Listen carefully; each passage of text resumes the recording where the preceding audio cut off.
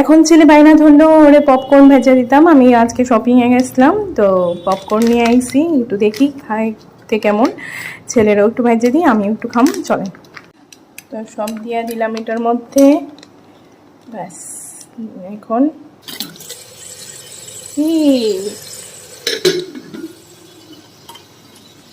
আঁচটা একদম কম রাখছি, গ্যাসে বসাই দিছি।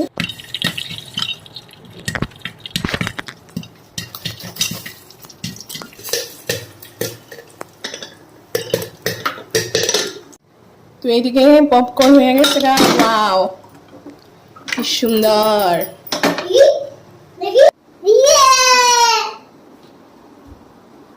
খুব সুন্দর ভাবে হয়েছে।